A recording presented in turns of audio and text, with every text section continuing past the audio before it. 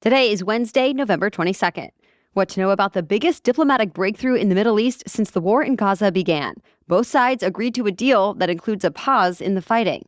Also, we'll update you about severe weather that could disrupt a busy holiday travel day. Plus, a guilty plea from the world's largest cryptocurrency exchange. What to expect from this year's Black Friday sales. And how you can help Santa make the holiday special for kids around the country. Those stories and more news to know in today's episode. Welcome to The Newsworthy. All the day's news in around 10 minutes. Fast, fair, fun, and on the go. I'm Erica Mandy. Thanks so much for being here. You ready? Let's do this. Well, Gaza could soon be quiet for the first time since the war first broke out in the Middle East. Israel and Hamas agreed to a temporary ceasefire. That means no airstrikes or ground attacks for at least 4 days.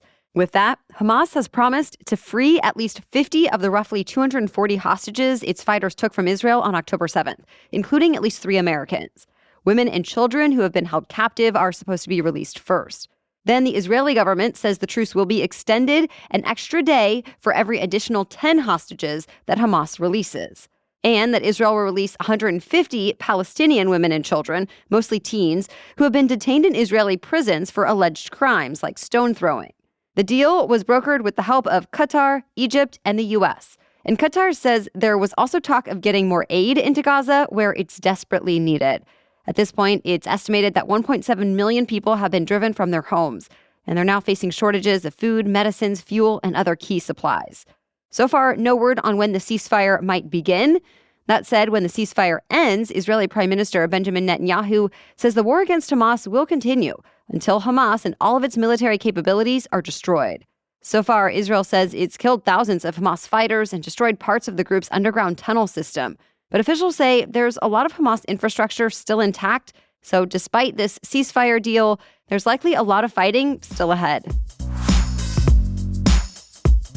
The American military has been involved in more fighting in Iraq. This week brought just the latest in what the New York Times calls tit-for-tat attacks between the U.S. and Iranian-backed fighters. This time, the U.S. destroyed 2 facilities in Iraq. They were apparently used by Iranian-backed militias that have been targeting American and coalition troops overseas ever since the war in Gaza broke out. American troops have been attacked dozens of times, and roughly 70 of them have been hurt. In response, the U.S. has conducted 4 pre-planned airstrikes, including the one yesterday, as well as more immediate self-defense counterstrikes, like one that killed Iranian fighters earlier this week. And the Pentagon says the U.S. will keep responding as necessary. As violence grows in the Middle East, unfortunately, so do the threats here in the U.S. The U.S. Attorney General says he's been getting daily security briefings about a huge uptick in both anti-Semitic and Islamophobic rhetoric, and an increase of actual hate crimes targeting Jews, Arabs, and Muslims. So, the FBI and U.S. attorneys are now working with state and local law enforcement to figure out which communities might need some extra support. In New York, Governor Kathy Hochul announced some new initiatives, too. Law enforcement will be beefing up security, especially for big public events like the Macy's Thanksgiving Day Parade. New York is also increasing staffing to the FBI Joint Terrorism Task Force, and the state established a hate and bias reporting hotline. He was once considered the most powerful and influential leader of the global crypto industry. Now he's leaving his job and pleading guilty to criminal charges. Binance CEO Changpeng Zhao, better known as CZ, pleaded guilty to money laundering violations. CZ and other executives have been accused of skirting several U.S. laws. For example, that they knew they were giving access to criminals and people barred by U.S. sanctions. Officials say Binance didn't even report suspicious transactions involving terror groups, including Hamas, Al-Qaeda, and ISIS. Binance itself also pleaded guilty to federal charges yesterday and agreed to pay $4.3 billion in fines and restitution. As part of that settlement, CZ cannot have any involvement in Binance for at least 3 years. Another executive will take over as CEO, and a government monitor will be overseeing Binance's business operations. CZ seems to be taking it in stride, though. He said on social media he's looking forward to taking a break from his exhausting schedule and plans to do some passive investing in crypto projects. But he actually faces up to 18 months in prison. Today marks exactly 60 years since one of the darkest days in American history. It was November 22nd, 1963, when President John F. Kennedy was assassinated in Dallas, Texas.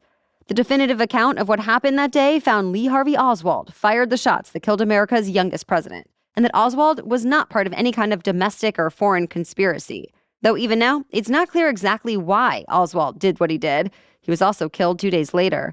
The government has been declassifying documents about the assassination for decades now, but so far no major revelations have been found, even 60 years later, though thousands of pages are still classified today.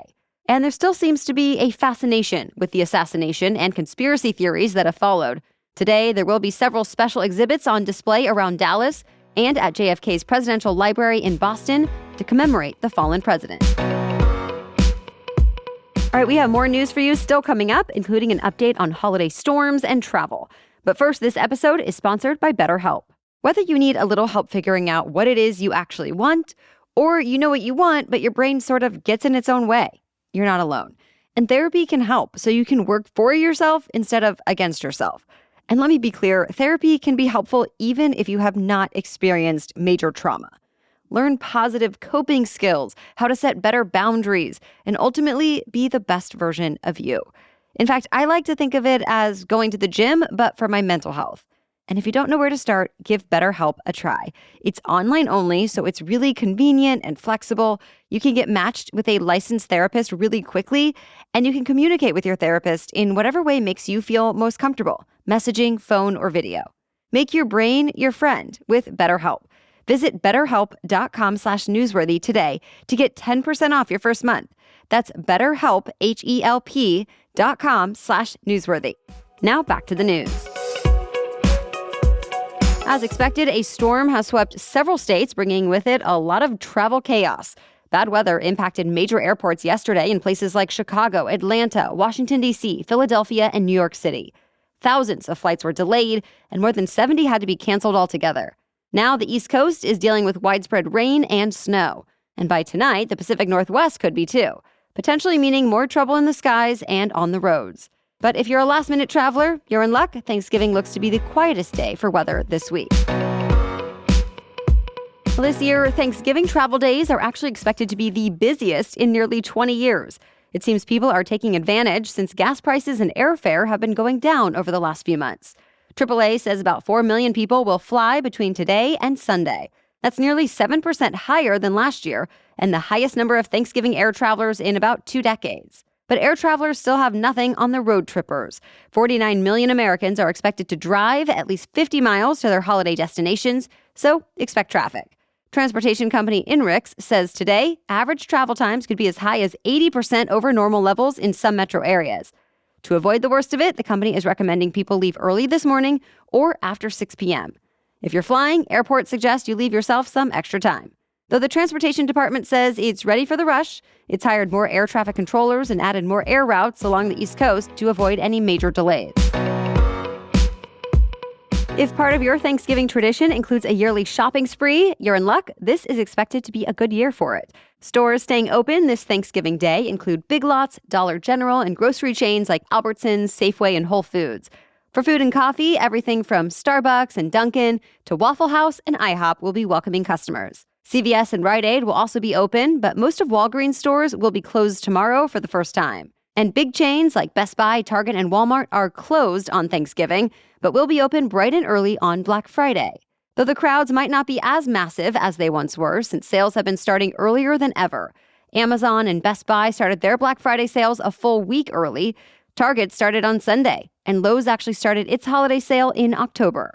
That said, it looks like the biggest deals are still ahead. Adobe Analytics data show discounts this holiday season will hit record highs of up to 35% off the list price, with the best deals happening from Thanksgiving through Cyber Monday. And by the way, the Newsworthy merch looks to be on sale through our partners at TeePublic with 40% off site-wide at last check. So click the link in our episode notes to see all the Newsworthy shirts, hoodies, bags, mugs, and much more. And thank you, as always, for supporting the show.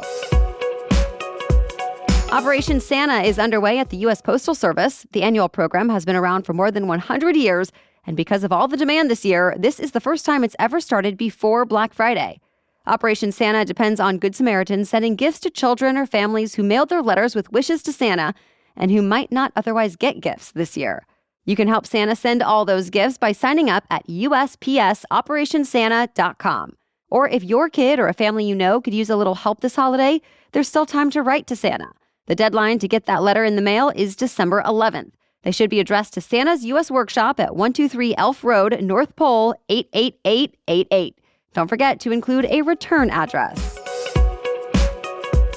Well, that's it for the main news today. So now it's time for Work Wednesday, when we break down one interesting career or work-related news story every Wednesday. But first, a break for our sponsor, AG1. All right, what's one thing you can do today for yourself and for your health? A simple habit I've incorporated into my morning is drinking AG1. It is just 1 scoop of AG1 mixed with water, and I always drink it on an empty stomach as I'm just starting the day. I feel like it really sets me up for success in multiple ways. I love how hydrating it is, that it supports my gut health and immune system, and that it's this single solution that covers my nutritional basis first thing in the morning.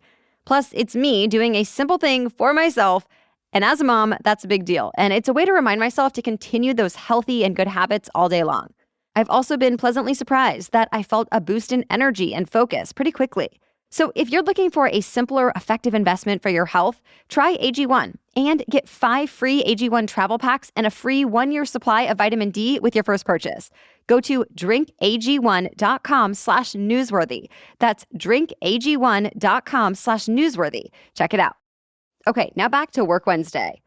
Amazon is offering free training to create what it calls an AI-savvy workforce and get a leg up on the competition when it comes to hiring. The company is offering AI skills training to at least 2 million people around the world by 2025. The company will offer a total of 8 free AI courses. Some are targeted to the technical side, like developers, and some are for the non-technical, think business leaders. It also plans to give $12 million in scholarships to 50,000 high school and college students to take an online course on generative AI. Amazon says its research shows most employers do want to hire workers with AI skills, but they're difficult to find. That's why Amazon says workers can earn close to 50% more on their paychecks once they know the ins and outs of artificial intelligence. Amazon's courses promote its own AI products to compete with tech giants like Google, Microsoft, Meta, and OpenAI. And by the way, since we mentioned OpenAI, it looks like all that drama at the company behind ChatGPT has been resolved. OpenAI says it reached a deal in principle to bring back Sam Altman as CEO, and most of the board that fired him is being replaced. More details are apparently still in the works. Well, thank you so much for joining us today. A quick note that we will not have a new episode out tomorrow or Friday because of the Thanksgiving holiday.